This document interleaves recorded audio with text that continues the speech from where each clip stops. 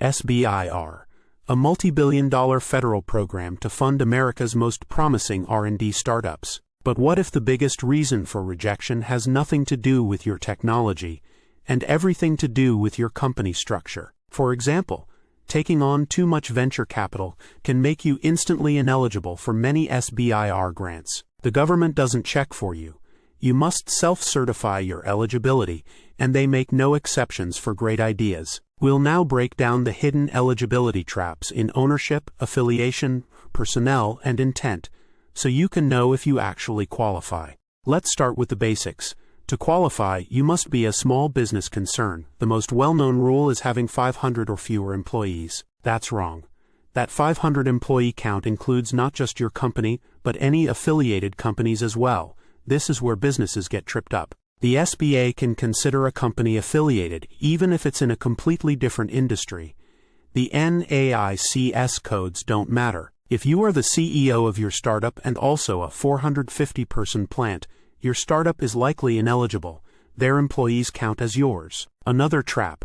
If your business gets over 70% of its revenue from one other company, you might be considered affiliates. The SBA sees this as control. So you have to look outside your company for affiliation risks. But what about the dangers hiding inside your own cap table? The why is simple. The program is for U.S.-based small businesses, controlled by U.S. citizens or permanent residents. That is the entire goal. Here is a critical detail. Ownership is not just your current shares. The SBA calculates it on a fully diluted basis, counting every option and warrant. This means your ownership percentages might be much different than you think.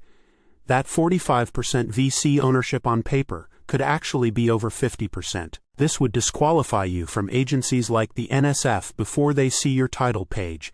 Even family ties can trigger an identity of interest affiliation. Okay, let's say your ownership and affiliations are clean.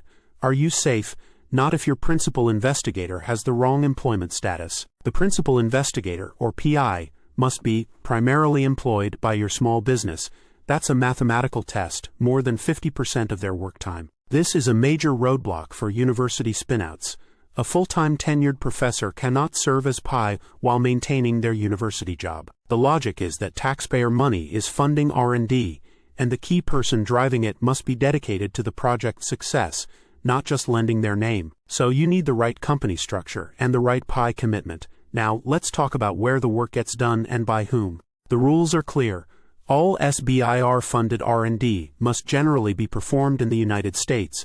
Hiring foreign contractors is almost always prohibited. Furthermore, you cannot just subcontract most of the work.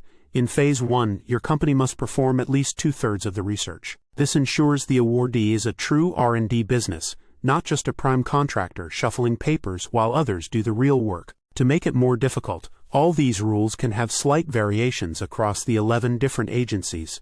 What works for the DoD might not for the NIH. You've cleared hurdles on structure, people, and location.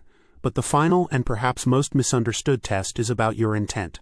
SBIR isn't just funding for cool science, it's for innovation with market potential.